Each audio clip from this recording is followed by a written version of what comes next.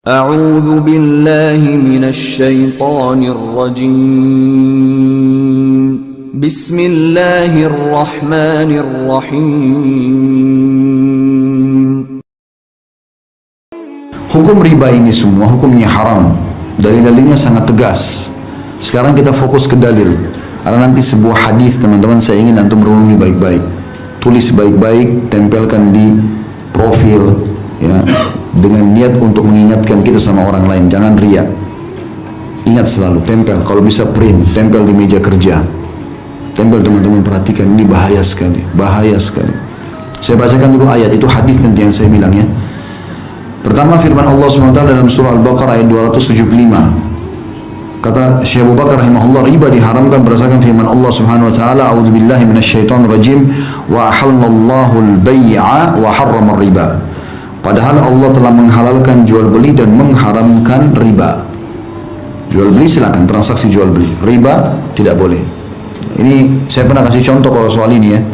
Jadi kalau misalnya seseorang mau beli mobil, dia nggak ada duit, maka dia boleh datang. Saya boleh datang kepada teman saya mengatakan, saya mau beli mobil harganya 200 juta. Bisa kamu beliin nggak? Oh bisa, saya beliin. Tapi saya jual sama kamu ya Khalid ya, 220 juta. Jadi awal akadnya apa? Terakhir jual beli. Dia beliin saya beli dari dia. Saya udah tahu modalnya berapa, dia sudah ambil keuntungan. Tapi ini akad jual beli. Dia bukan mengutangkan saya, tapi dia beli. Saya pun beli dari dia. Selesai, dia putus akad beli sama tempat sana, dia juga putus akad jual beli sama saya. Kemudian tidak apa-apa jatuh tempo 35 bulan, tidak apa-apa. Tapi jangan dia hitung utang, dia menghutangkan saya 200 juta, bukan mobil, sehingga hutang. Ini yang dimaksud perbedaan ayat di sini. Allah menghalalkan jual beli, Allah mengharamkan riba. Karena riba untuk umumnya itu adalah utang, kayak tadi riba jahiliyah, riba nasiah itu. Utang yang bertambah tanpa sebab, ya. Hanya ingin untuk dijadikan sebagai pendapatan. Juga dalam firman Allah SWT Al-Imran ayat 130, A'udzubillahi minasyaitonir rajim, ya ayyuhalladzina amanu la ta'kulur riba adha'afan mudha'afa. Hai orang-orang beriman, jangan kalian memakan riba dengan berlipat ganda. Ini yang jadi masalah teman-teman, kalau antum baca ayat ini kalau tidak faham, maka mungkin tidak bisa ya ditarik dalam kehidupan sehari-hari. Tapi kita kalau pertemukan ini memang ditanya begitu. Kalau kita terlibat dalam praktisi riba itu baru orang tahu ayat ini. Subhanallah, mulia sekali. Kapan kita buka pintu riba, maka pintu riba yang lain terbuka terus. Sekarang antum kredit, dia lihat 3 bulan saja kita sukses membayar, atau 6 bulan dibukain lagi. Jadi terbuka lagi pintu riba yang lain. Kartu kredit itu makin besar harta antum, maka makin besar limitnya. Karena mereka berharap ada keterlambatan 1-2 produk, 3-4 produk, maka hidup dari situ. Karena itu jadi masalah. Maka Allah sudah ingatkan, memang riba itu sifatnya adha'afa mudha'afa, sifatnya pasti berlipat-lipat. Jarang orang bisa riba sekali terus kemudian dia berhenti, kecuali dia taubat kepada Allah. Umumnya pasti terikat di sini, terikat di situ. Bahkan ada orang parah sekali, karena semua badannya riba. Odol, uang riba. Sikat giginya riba. Ya, sabun dipakai mandi riba, samponya riba, baju pakai riba, bantal tidur riba, sendok riba, gelas riba, semua riba, air minum riba. Kenapa? Pakai kartu kredit semua. Belanja bulanan gesek, yang bayarin bank, uang riba bukan? Bagaimana antum hidup begitu dari riba semua? Susu anak riba, celana dalam riba, haram semua. Gimana caranya nggak sadar ini? Maka ini poin, tangkap dulu contoh ini ya. Saya akan hubungkan dengan hadis yang saya bilang tadi, supaya betul-betul harus kapok ini, berhenti, nggak boleh tidak. Dan jangan takut berhenti teman-teman sekalian, karena bahaya sekali, ancamannya berat. Ya, maka dia akan terus berlipat-lipat itu. Seperti kasus kita bilang, enggak, saya tidak kena bunga kok, misalnya tadi kayak riba nasiah. Tapi kalau antum telat jam 12 malam lewat 1 menit saja, udah kena. Oh kan bunganya cuma 50.000. Bukan masalah 50.000-nya, kena hukum ribanya. Riba itu mau 1 rupiah ke atau 10.000 rupiah, sama saja. Dia intinya kena riba. Itulah. Kemudian Nabi SAW merincikan kedua ayat di atas. Sabda pertama adalah hadits Abu Dawud nomor 333, Ibnu Majah nomor 2277 dan Tirmidzi nomor 1206, dan beliau mensahihkannya. Kata Rasulullah SAW, la'anallahu akilar riba wa mu'kilahu wa syahidaihi wa katibah. Allah melaknat pemakan riba. Makna melaknat, diangkat berkah hidupnya.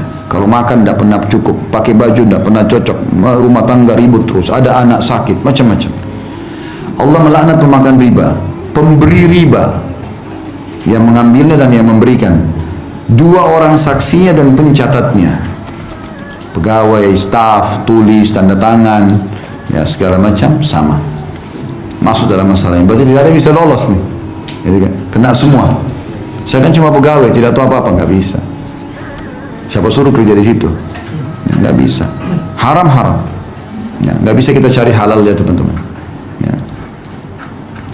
Lebih jelas lagi, hadis Nabi SAW, perhatikan baik-baik.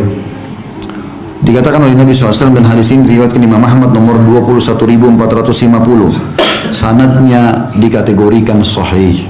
Renungi baik-baik hadis ini. Kata Nabi SAW, dirham riba ya'kuluhu ar-rajul wa huwa ya'lam ashaddu min 36 zanyah. Satu dirham dari hasil riba yang dimakan oleh seseorang sedangkan dia mengetahuinya, dosanya lebih berat daripada 36 kali berzina.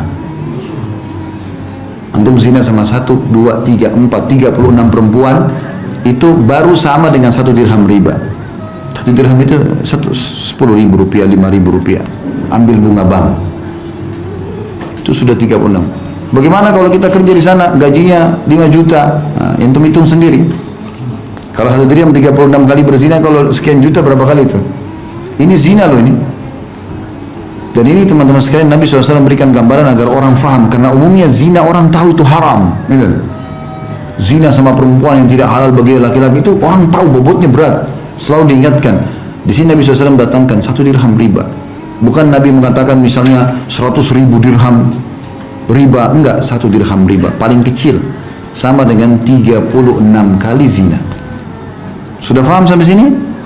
Ini hadis yang lebih tegas lagi, perhatikan setelahnya. Kata Nabi SAW, ini luar biasa teman. Saya kalau baca ini merinding, subhanallah. Hadis ini tegas, ini yang saya bilang tadi. Hadis ini disahihkan oleh Imam Hakim dalam kitab Mustadraknya. Kata Rasulullah SAW, ar-riba 73 baban aisaruha ayyankiha ar-rajul ummah wa inna arba riba irdur rajulil muslim. Kata Nabi SAW, riba itu memiliki 73 pintu, 73 tingkatan. Yang paling rendah, yang paling ringan, setara dengan seseorang berzina dengan ibunya. Ya? Itu berat sekali. Paling rendahnya sama dengan berzina dengan ibu. Teman-teman harus tahu ya, dalam bab zina hukumannya beda-beda, level-levelnya. Yang paling ringan dalam masalah zina adalah berzinanya orang, dia pergi ke tempat zina lalu dia zina, dia bayar pelacur, selesai. Itu yang paling ringan, tapi itu juga sudah dosa besar. Ada di atasnya zina lebih berat daripada itu, berzina dengan istri tetangga, pasangan tetangga. Itu ditanyakan oleh Nabi SAW. Kata para sahabat, ya Rasulullah, dosa apa yang paling berat? Kata Nabi SAW, engkau berzina dengan pasangan tetanggamu. Tentu kalau orang zina dengan istri tetangga, berarti si istri tetangga zina sama suami tetangganya, kan gitu. Kenapa tetangga? Karena orang yang paling dekat. Sampai kata Nabi SAW, Jibril selalu mewasiatkan kepadaku untuk mengingat dan berbuat baik dengan tetangga sampai aku kira tetangga mau dapat warisan. Walaupun tetangga itu orang kafir, tapi kita berbuat baik. Nabi SAW waktu di Mekah itu disakiti dengan Abu Jahal, Abu Lahab, kena tetangga semua. Nabi SAW tinggal di rumahnya Khadijah. Khadijah rumahnya di komplek mewahnya Mekah. Sebelahnya toko-toko Quraisy semua. Hampir tiap hari pintu rumahnya ditaruh kotoran, taruh sampah. Nabi SAW sambil senyum, mengangkat sambil mengatakan, beginikah kalian bermuamalah dengan tetangga? Nabi nggak balas, karena tahu ini bahaya. Kalau dibalas maka hukumannya sama nanti. Gitu. Jadi ini luar biasa. Zina dengan tetangga. Lebih lagi di atasnya, zina dengan istri mujahid. Jadi kalau ada orang pergi jihad, istrinya si mujahid itu seperti ibu kita. Kata Nabi SAW, kedudukan istri para mujahid sama dengan ibu-ibu kalian. Seperti kita hormati ibu kita, harus hormati walaupun istri mereka masih muda. Bukan malah datang diganggu. Karena perempuan lemah, pada saat suaminya jauh, dia bisa digoda. Laki-laki bisa memberikan hadiah, bisa berikan perhatian. Apalagi mereka pakai perasaan. 1 bulan, 2 bulan suaminya pergi, mulai ada WA syaitan. Kenapa sayang, butuh bantuan apa? Ini kalimat syaitaniyah. Orang bisa tergoda. Kalau sampai dia berzina dengan istri mujahid, walaupun itu perempuan memang dasarnya juga dia berdosa, tapi ini yang menzinai itu dosanya berat sekali. Kata Nabi SAW, si mujahid itu akan didatangkan hari kiamat dengan si pelaku selingkuh dengan istrinya, lalu Allah bebaskan dia mengambil pahalanya sesukanya. Kata Nabi SAW, ya, kata Nabi SAW, apakah kalian kira si mujahid akan sisakan pahalanya? Tanda tanya. Gak mungkin. Dia pergi jihad, berperang jalan Allah, antum datang ganggu istrinya? Gak boleh.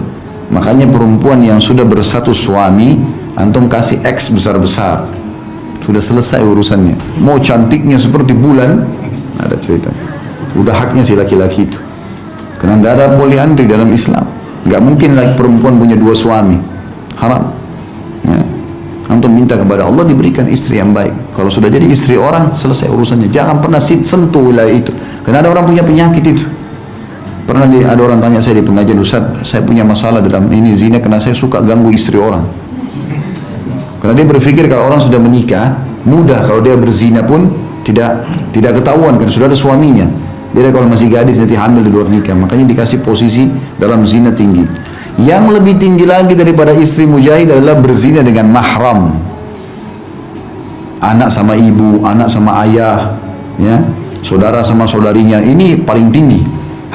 Sampai kalau zina sama mahram ini, kan hukum zina itu teman-teman, kalau dia berzina kepergok sebelum nikah, dia tidak menikah, masih bujang atau gadis, hukumnya dicambuk 100 jera dan diasingkan 1 tahun. Tapi kalau sudah nikah dia apa? Dirajam, gitu kan. Tapi khusus yang zina sama mahramnya, mau sudah nikah atau belum nikah, rajam langsung, hukuman mati. Karena bahaya kalau lahir, kalau hamil pun ini bahaya, anak ini statusnya gimana?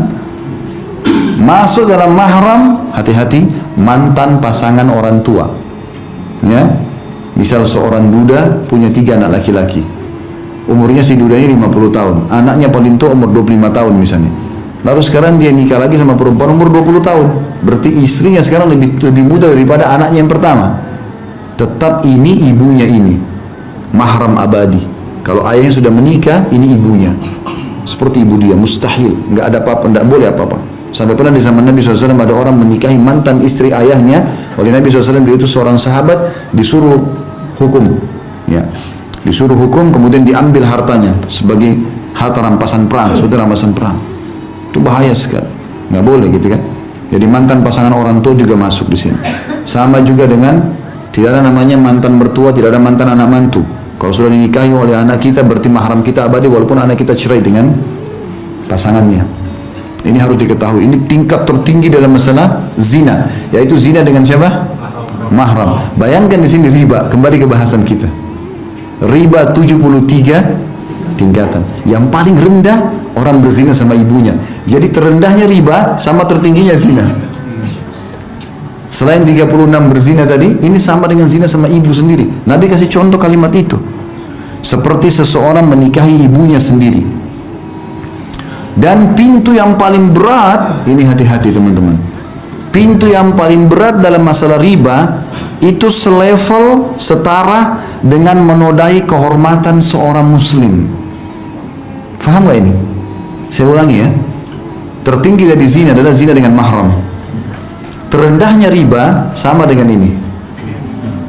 Berarti riba ini berat sekali karena dia sama dengan hukumnya orang zina yang paling tinggi kan gitu.